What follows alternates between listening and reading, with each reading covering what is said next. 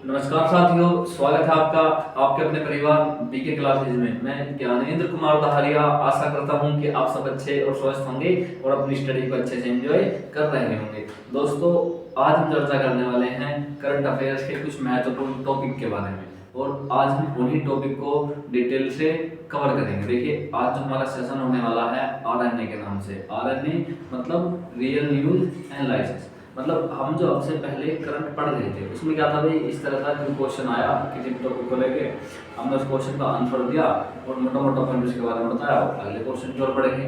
लेकिन प्रॉपर क्या हो रहा था, वहाँ से क्वेश्चन मिस हो जा रहे थे। क्या थे भैया, प्रॉपर रूप से मिस होते जा रहे थे। किस तरह से, सपोज करो ऐसे कोई क्वेश्चन आया एग्जाम में, क्या आया, करंट का भी एग्जाम में क्वेश्चन आया और हमने तो उसी क्वेश्चन का आंसर याद करा।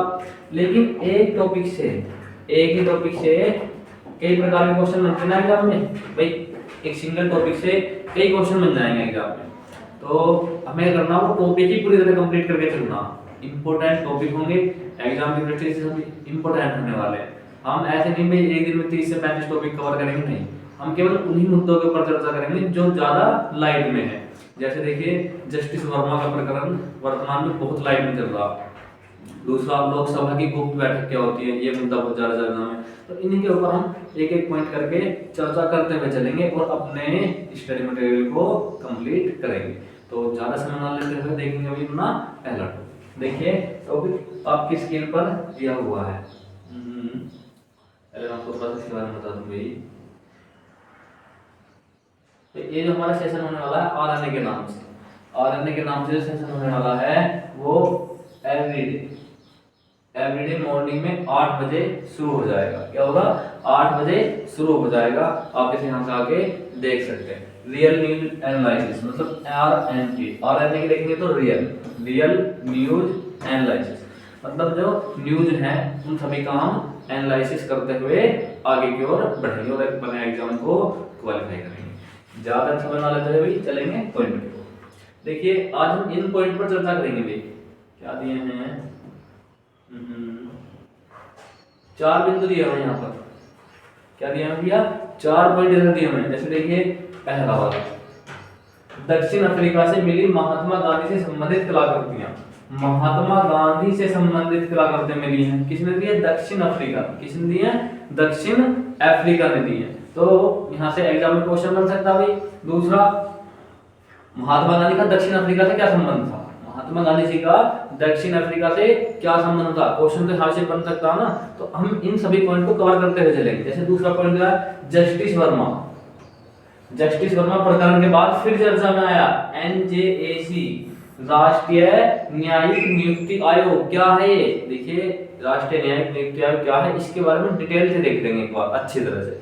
राष्ट्रीय न्यायिक नियुक्ति आयोग। दूसरा पॉइंट दिया हुआ है, अब सांसदों को 1 लाख की बजाय, मतलब सांसदों की सैलरी वर्तमान में बढ़ा दी गई। 1 लाख की जगह अब उनको 1,24,000 रुपए प्रति माह मिलेंगे। तो जानिए इसको भी क्या है प्रावधान, किस तरह से संसद बढ़ा सकती है या सांसद अपने आप में बढ़ा लेते हैं उसको, सभी प्रावधान के बारे में हम डिटेल चर्चा करते हुए चलेंगे।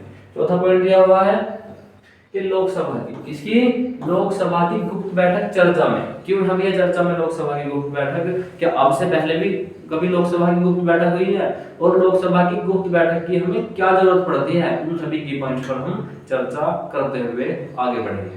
तो देखिए, जैसा पॉइंट दिया हुआ है आपकी स्क्रीन पर, दक्षिण अफ्रीका, दक्षिण अफ्रीका वाला दिया ना, दक्षिण अफ्रीका से मिली महात्मा गांधी से संबंधित कलाकृतियां। देखेंगे पॉइंट की, ये सबसे पहला पॉइंट स्क्रीन पर दिया हुआ है भाई। देखिए, दक्षिण अफ्रीका से मिली महात्मा गांधी से संबंधित कलाकृतियां, उन सभी के बारे में चर्चा करेंगे। पहला,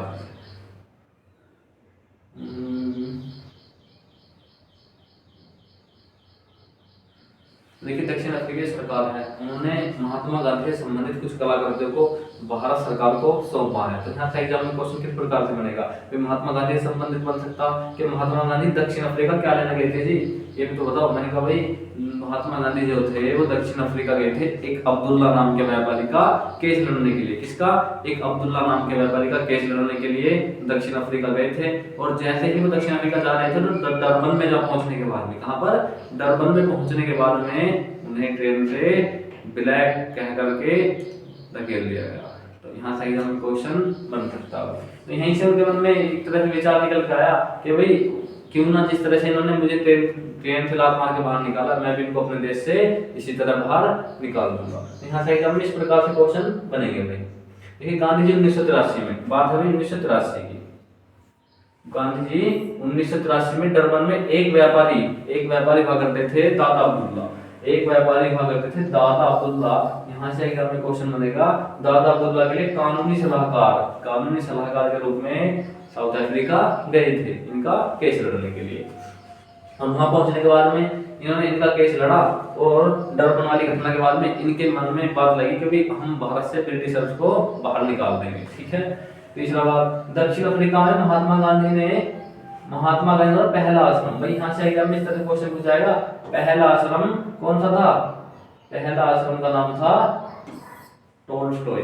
एग्जाम में क्वेश्चन पूछा था दक्षिण अफ्रीका में महात्मा गांधी द्वारा स्थापित पहले आश्रम का नाम, तो आप बता देंगे टोल्स्टॉय। यहाँ से एग्जाम में क्वेश्चन बन सकता है। भाई ये टोल्स्टॉय आश्रम की इमेज दी है, 1910 में इसकी स्थापना की गई थी। अब बात करेंगे मेन पॉइंट की। देखिए एक खबर दी है पंजाब केसरी की, पंजाब केसरी न्यूज है, उसकी खबर दी गई है, अलग अलग अखबार हैं उनकी कटिंग आपको यहाँ पर देखने के लिए मिल जाएगी। जैसे पंजाब केसरी में बताया गया भारत को दक्षिण अफ्रीका से मिली महात्मा गांधी की ऐतिहासिक कलाकृतियां। इस ऐतिहासिक कलाकृतियों में कौन सी कलाकृति ज्यादा इंपॉर्टेंट है, क्वेश्चन यहाँ से बनेगा, तो वो देख लेंगे। महात्मा गांधी की ऐतिहासिक कलाकृति को भारत को वापस दे दिया गया, ठीक है भाई। दूसरा ऐसा क्वेश्चन पूछेगा भाई किसको सौंपा गया इनको, तो वो पॉइंट आपको याद कर लेना भाई। तो 23 मार्च को महात्मा गांधी द्वारा हाथ से बुने गए, 23 मार्च के दिन महात्मा गांधी ने जो वस्त्र हाथ से बुने गए थे, जो वस्त्र क्या थे, हाथ से बुने गए थे, उन वस्त्रों का एक सेट और उनसे जुड़ी अन्य महत्वपूर्ण वस्तुएं तथा दक्षिण अफ्रीका के फिनिक्स सेटलमेंट में ठहरने के दौरान ऐतिहासिक दस्तावेजों का एक ट्रस्ट में भारत के राष्ट्रीय गांधी संग्रहालय में, कहां पर, भारत के राष्ट्रीय गांधी संग्रहालय को सौंपे। ये ज्यादा इंपॉर्टेंट है, किस संग्रहालय को, मतलब उन वस्तुओं को किस संग्रहालय में रखा गया, तो भारत के राष्ट्रीय गांधी संग्रहालय, भारत के राष्ट्रीय गांधी संग्रहालय में उनको रखा गया है। यहाँ से एग्जाम में क्वेश्चन बन सकते हैं। तो वस्त्रों का एक सेट और उनसे संबंधित जो वस्तुएं हैं उनको राष्ट्रीय गांधी संग्रहालय को अफ्रीका सरकार द्वारा सौंप दिया गया। इतने प्रकार के क्वेश्चन एग्जाम में बन सकते हैं। दूसरा पॉइंट यहाँ से किस प्रकार बनेगा, अफ्रीका में स्थापित महात्मा गांधी द्वारा प्रथम आश्रम का नाम, तो मैंने बताया टोल्स्टॉय था, क्या था भाई, टोल्स्टॉय था, जिसकी स्थापना 1910 में करी गई थी। दूसरा क्वेश्चन यहाँ से किस प्रकार से बनेगा, महात्मा गांधी ने, चलो अफ्रीका वाली तो बात बता दी भैया, भारत में भी तो कुछ करा होगा, मैंने भैया भारत में भी करा, भारत में महात्मा गांधी के आंदोलन इस प्रकार से एक पॉइंट बना लेंगे, लिखेंगे भारत में गांधी। अब ये तो है ना, मैं तुम्हें यहाँ पे जन्म बताऊंगा, जयंती बताऊंगा, तो तुम्हें सबको कॉमन सी बात पता ही होगा, जन्म कब हुआ, 1869 में हुआ था पोरबंदर में, ठीक है। तो इनका पहला आंदोलन था, पहला सत्याग्रह चंपारण में हुआ था भैया, चंपारण। महात्मा गांधी द्वारा पहला सत्याग्रह चलाया गया था, वो चंपारण में चलाया था, चंपारण बिहार में। क्यों चलाया गया है, तो देखिए जो ब्रिटिशर्स थे वो भारतीय किसानों को मजबूर कर रहे थे नील की खेती करने के लिए, नील की खेती करने के लिए भारतीय किसानों को मजबूर कर रहे थे। और ऐसा था नहीं भाई सभी एक ही फसल को उगाएंगे तो फिर आदमी खाएगा क्या, क्योंकि नील थोड़ी ना खा लेंगे हम लोग, वैसे ही हमारे पास उस समय भूखमरी के हालात थे। तो हुआ ऐसा, इस नील की खेती के कारण भूखमरी वाली व्यवस्था फैल गई और जो सब्सिडी वगैरह मिलती थी वो भी अंग्रेजों ने बंद कर दी। तो क्या हुआ भैया, भारतीय किसानों की हालत दयनीय होती चली गई। तो महात्मा गांधी ने इन चंपारण सत्याग्रह जो था इसके लिए आंदोलन किया था। अन्य जो आंदोलन थे वो इस प्रकार निकलेंगे, अन्य आंदोलन एकदम बन जाता है क्वेश्चन यहाँ से, तो वो भी हमें देख लेना भाई, एकदम यहाँ से क्वेश्चन बन जाते हैं। जैसे लिख लेंगे पहला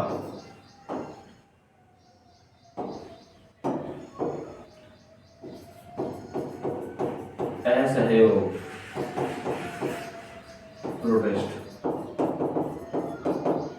ऐसा है प्रोटेस्ट। ये कब हुआ था भाई? ये हुआ था, कब शुरू हुआ था ये? ऐसा है प्रोटेस्ट शुरू हुआ था 1921-22 में। ऐसा भी प्रोटेस्ट शुरू किया और इस ऐसे प्रोटेस्ट को जो आंदोलन था इसको गोरखपुर हत्याकांड के बाद में गांधी जी ने वापस ले लिया था, क्योंकि जो पुलिस वाले थे पहले को 22-23 पुलिस वाले, उनको गोरखपुर में एक भीड़ ने जला दिया था जिंदा चौकी में, तो उनकी क्या हुई थी? डेथ हो गई थी। यहाँ से एग्जाम में इस प्रकार से क्वेश्चन बन जाएगा। दूसरा जो प्रोटेस्ट हुआ वो हुआ था सविनय अवज्ञा आंदोलन। सविनय अवज्ञा आंदोलन, सविनय अवज्ञा आंदोलन ये कब हुआ था? ये हुआ था 1930। तो यहाँ से इनके सन पूछे जाते हैं। तीसरा जो आएगा वो आएगा भारत छोड़ो आंदोलन। भारत छोड़ो आंदोलन वो कब हुआ भैया? 1942 में। मैं इनके बारे में थोड़ा थोड़ा बता दूं। देखिए भाई, जब क्या हुआ था ना, जलियांवाला वो हुआ था हत्याकांड, उसके बाद में रोल एक्ट वगैरह भी आए थे। उसके उपलक्ष्य में भीड़ इकट्ठी हुई थी जलियांवाला बाग में, उनके ऊपर गोलियां वगैरह चलाई गई। तो उन्हीं के लिए चलाया था ऐसा है आंदोलन कि हम अंग्रेजी वस्तुओं का क्या नहीं करेंगे भैया? उपयोग नहीं करेंगे, इन अंग्रेजी वस्तुओं को फेंक देंगे। अंग्रेजी वस्तु का यूज नहीं करेंगे तो भारतीय वस्तुओं को बढ़ावा मिलेगा, भारतीय सामान को बढ़ावा मिलेगा, तो भारतीय लोगों को रोजगार मिलेगा, रोजगार मिलेगा तो उनकी जीडीपी बढ़ेगी। तो यही एकमात्र रीजन था कि भैया इस आंदोलन को चलाया गया था। इसमें कुछ अधिकारियों ने ब्रिटिश सरकार की गवर्नमेंट जॉब छोड़ दी थी, उन लोगों को कपड़ा खरीदना बंद कर दिया, उन लोगों के यहाँ से सामान आता था उसको खरीदना बंद कर दिया। तो इसका उद्देश्य यही था, ठीक है। दूसरा भारत छोड़ो आंदोलन अंग्रेजों को भारत से भगाने के लिए चलाया गया था। यहीं पर नाम दिया गया था करो या मरो का। क्या नाम दिया गया था? करो या मरो। करो या मरो का नारा यहीं पर दिया गया था। एग्जाम में क्वेश्चन यहाँ से बन सकता है।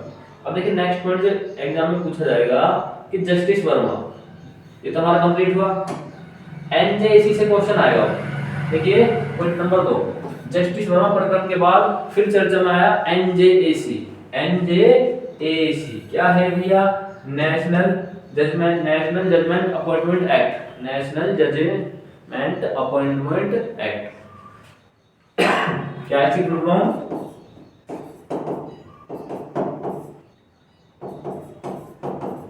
National justice appointment act.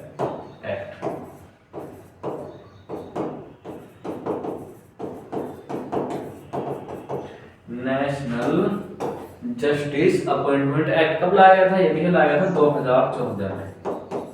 अच्छा भैया 2014 में लाया गया। क्यों लाया गया था? तो जब जैसे ही मोदी जी गवर्नमेंट बनी तो मोदी गवर्नमेंट बनने के बाद में एक कानून लेगा ये लोग कि आज के बाद में जो सुप्रीम कोर्ट, हाई कोर्ट, इनके जजों की नियुक्ति होगी उसमें सरकार का इंटरफेयर होगा। और लोकतंत्र में बताया गया भैया कि लोकतंत्र के 4 सिद्धांत होते हैं, मीडिया, न्यायपालिका, कार्यपालिका और जनता। ये 4 सिद्धांत होते हैं लोकतंत्र के।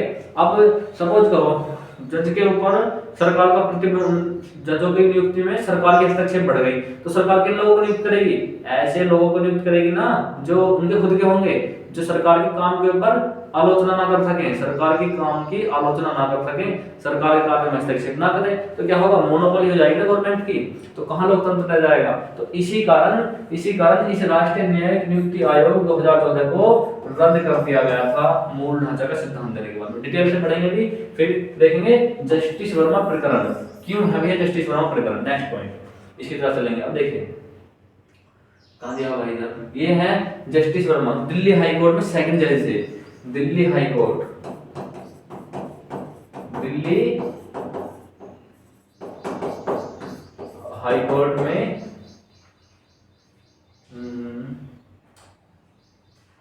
दिल्ली हाई कोर्ट में सेकंड मुख्य न्यायाधीश, दिल्ली हाई कोर्ट में सेकंड मुख्य न्यायाधीश थे।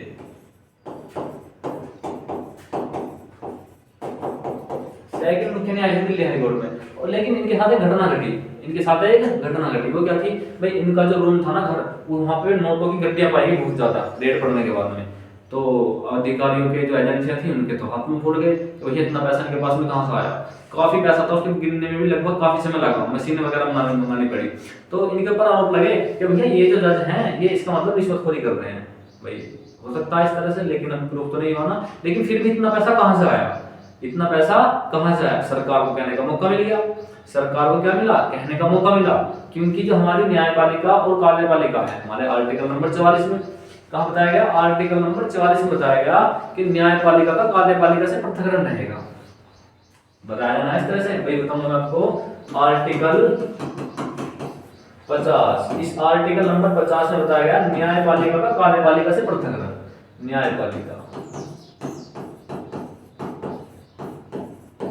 न्यायपालिका का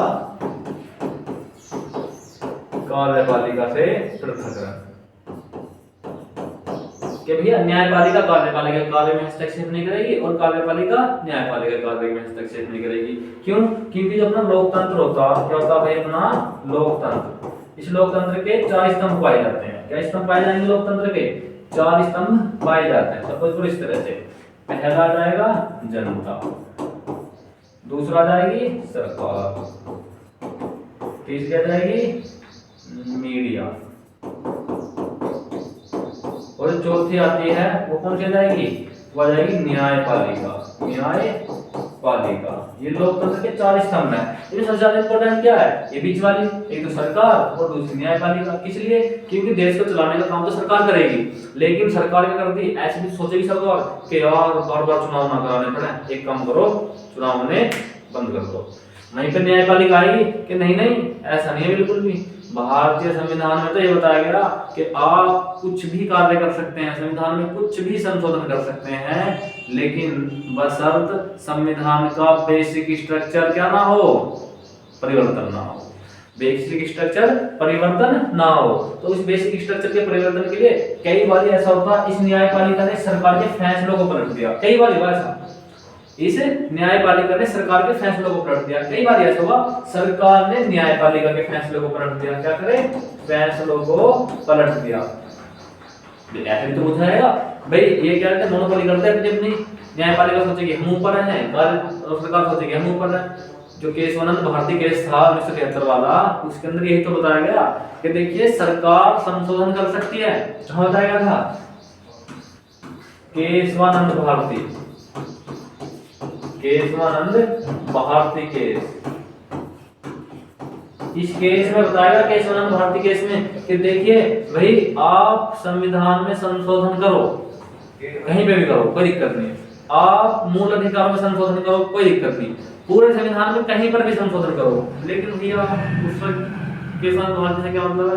मैंने कहा इस केशवानंद भारती केस में बताया गया कि सरकार संशोधन कर सकती है, लेकिन मूल ढांचा चेंज नहीं करेगी। क्या नहीं करेगी? मूल ढांचा नहीं बदला जाएगा। संविधान का मूल ढांचा नहीं बदलेगा। अच्छा, तो इसका मतलब सुप्रीम कोर्ट को पावर इधर से मिलती। मैंने कहा आर्टिकल 13 का नाम सुना? आर्टिकल 368 का।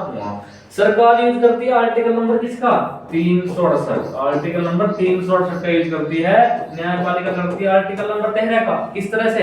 सरकार ने कोई कानून बनाया, संशोधन कर दिया 368 के तहत। मैं हमें तो अधिकार है संविधान में संशोधन करने का। किसके तहत? 368 के तहत अधिकार है। मैंने कहा बहुत अच्छी बात है।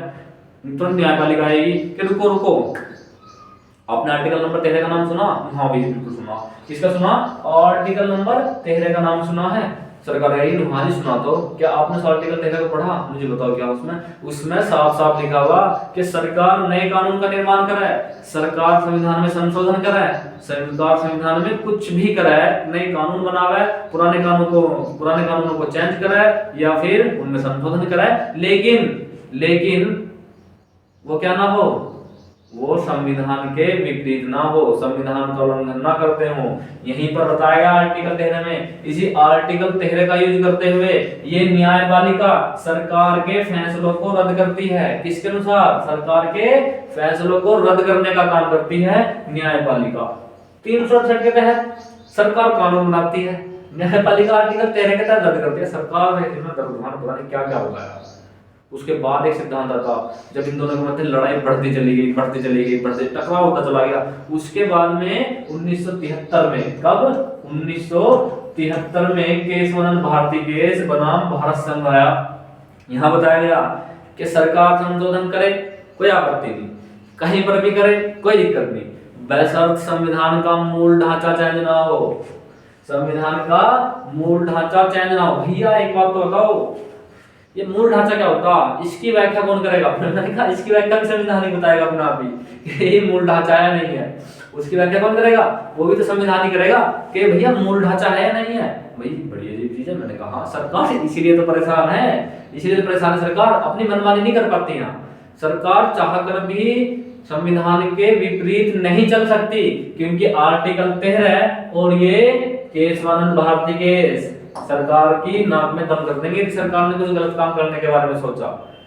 कोई व्यक्ति सोचता भारत में ऐसा हो जाएगा वैसा हो जाएगा। देखिए जब तक आर्टिकल 13 और ये केशवानंद भारती केस है, इसकी व्याख्या चलती रहेगी, भारत सरकार अपनी मनमर्जी संविधान के विपरीत कुछ भी काम नहीं कर सकती। अब आएंगे पॉइंट की ओर, क्योंकि ये जो बनाई थी ना मैंने रूपरेखा, ये इसलिए बताई है नींव, जिससे तुम्हारी अच्छी तरह समझ में आ जाए। अब देखो, अब ये महोदय जो है ये जस्टिस वर्मा जी, क्या नाम इनका?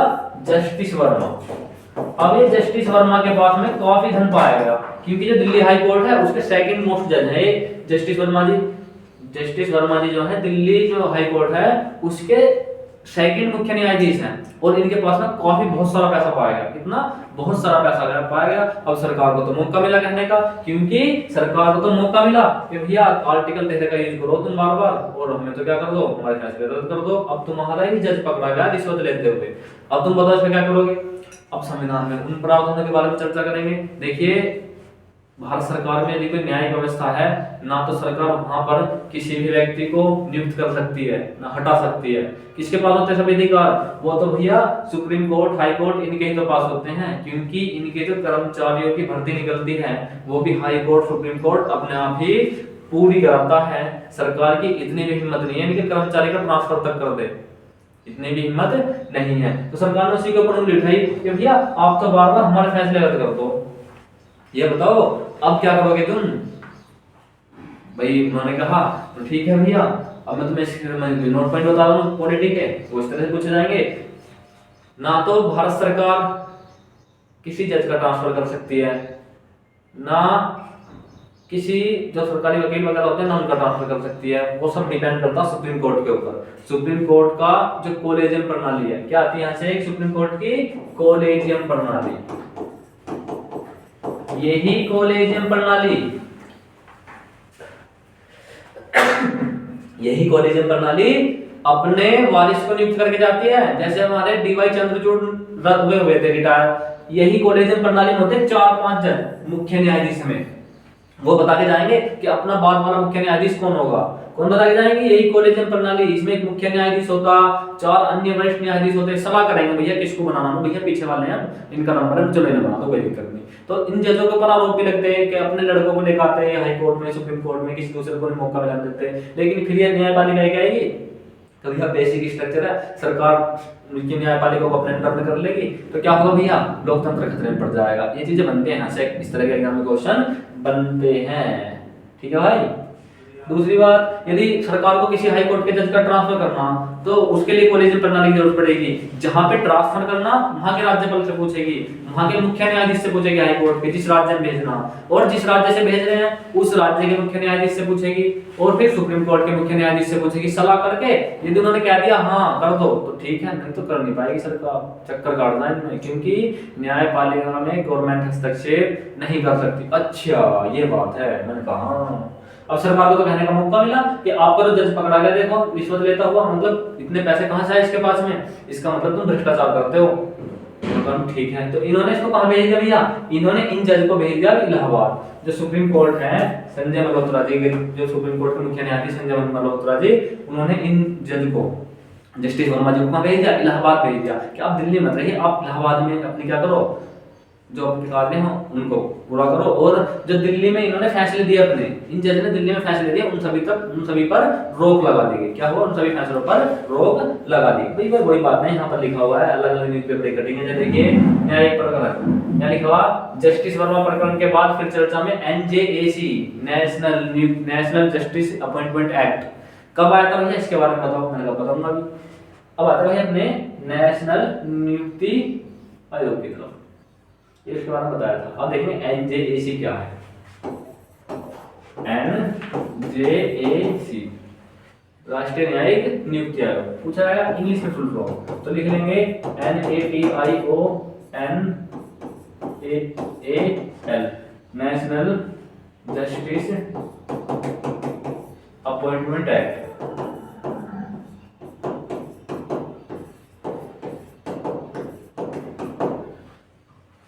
National justice appointment act Hindi में लिखेंगे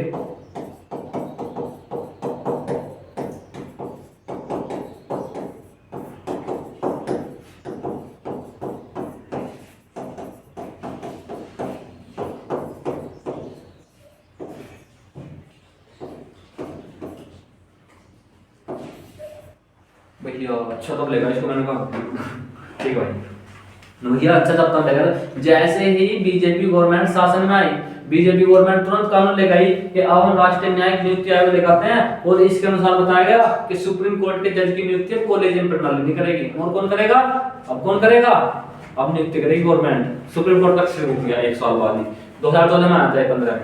अच्छा ऐसा है, हाँ। तो 1 साल तो उन्होंने अपनी चलाई, उसके बाद सुप्रीम कोर्ट को याद है किसकी केस होना, भारतीय केस की, कि सरकार हमारे अंदर कैसे हस्तक्षेप कर रही है, सरकार की इतनी पावर कैसे हुई कि न्यायिक प्रणाली में हस्तक्षेप करे। सुप्रीम कोर्ट ने इस फैसले को रद्द कर दिया। क्या करा? इस फैसले को रद्द कर दिया गया, रद्द कर दिया गया कि सरकार की इतनी हिम्मत कैसे हो गई कि हमारी नियुक्ति गवर्नमेंट करेगी, तो इन्होंने इसको रद्द कर दिया। क्या बहाना दे करके कि यह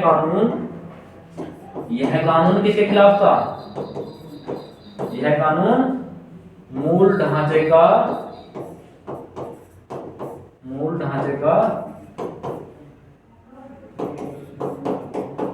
विरोधी था, इस तरह लिख लेंगे। मतलब उसके अनुरूप नहीं था, क्योंकि लोकतंत्र खतरे में पड़ जाता है। इस तरह से होता, मोदी जी अपना जज बैठाते हैं वहां पे, कुछ कहीं संशोधन करते हैं, फिर उनका जज कायद उनकी सुन रहा, वो तो नहीं सुनता ना। तो फिर इसलिए राष्ट्रीय न्यायिक नियुक्ति आयोग लाया गया था। अब से एक बात देख लेना भाई, मैंने इस बारे में समझाया था अच्छी तरह से, जो की पॉइंट्स थे उनके बारे में बता दिया, अच्छी तरह समझाया भाई। ठीक है, नेक्स्ट पॉइंट को चलेंगे। देखिए अब सांसदों को 1 लाख की जगह मिलेगी कितनी सैलरी? 1 लाख की जगह और पैसा बढ़ा जाएगा इनको। अच्छा भैया, सांसदों को पैसा बढ़ा दिया गया क्या? मैंने कहा वो तो 2023 में बढ़ा दिया था, लेकिन उसे लागू अब करा। अच्छा ये बात है भैया। पहले कितनी थी सैलरी? मैंने कहा पहले तो 1 लाख रुपए थी, अब कितनी होगी भैया? 1,24,000 होगी पहले सैलरी। पहले लिखेंगे सैलरी, पहले कितनी थी? 1 लाख। अब वर्तमान में कितनी है? अब होगी 1,24,000 इस तरह से। अच्छा भैया ये बात है भैया। ये बताओ क्या सांसद अपना भी सैलरी बढ़ा रहे हैं? मैंने कहा पहले बढ़ा लेते थे 2016 से पहले, अब नहीं बढ़ाते। अब नहीं बढ़ाते।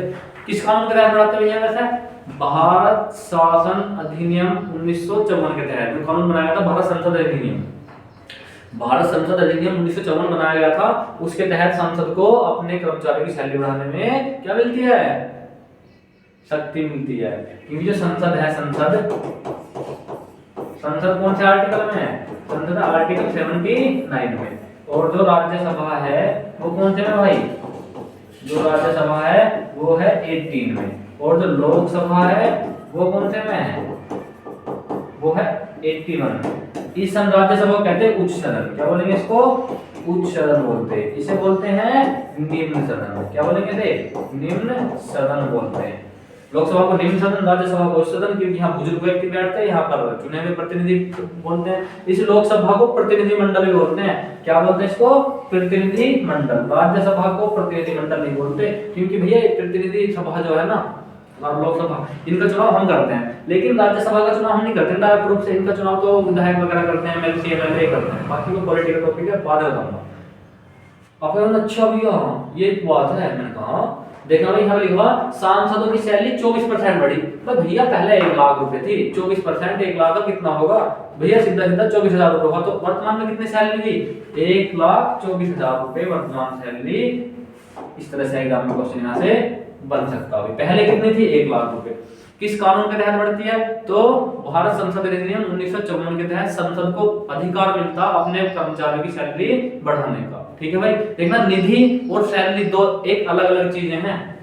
जो संसद की निधि होती है सांसद की, वो 5 करोड़ रुपए है वर्तमान में। मतलब सांसद 5 साल में 5 करोड़ रुपए का काम करा सकता। अच्छा भैया, और सैलरी एक अलग चीज है, निधि एक अलग चीज है। निधि विकास के लिए आती है, सैलरी सांसद का गुजारा करने के लिए आती है। तो यहाँ से इस प्रकार से एग्जाम में क्वेश्चन बन जाएंगे। मैंने तो बता दिया, भारत संसद के सदस्यों का वेतन फैसला संसद करती है। संसद सदस्यों के वेतन और भत्ते पेंशन को नियंत्रित करने के लिए संसद सदस्य वेतन भत्ते पेंशन अधिनियम 1954 है। यही से एग्जाम में क्वेश्चन बनते हैं और कहां से निकल पाएंगे। जो की पॉइंट्स है मैंने तुम्हें बता दिए।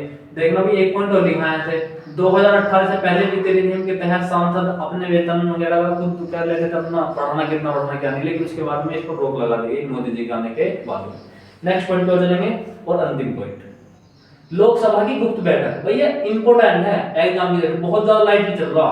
अच्छा भैया क्यों चल रहा लाइटली है भाई, इस तरह से समझो जैसे अमेरिका भारत के ऊपर लगातार सैंक्शंस लगा रहा। क्या लगा रहा? सैंक्शन नहीं, वो क्या बोलते हैं यार, टैरिफ क्या होता है भैया? अब तुम्हें टैरिफ का नहीं पता, टैक्स बोलते हैं। सपोज करो हम अमेरिका अपना सामान बेचने के लिए गए, तो अमेरिका ने भारत के सामान के ऊपर लगाया 25% टैक्स। हमारा सामान 100 रुपए का था, 25% अमेरिका ने लगा दिया, तो कितने का बिकेगा? 125 का। तो अमेरिका के लोग हमारा सामान खरीदेंगे क्या? महंगी की वजह से नहीं खरीदेंगे।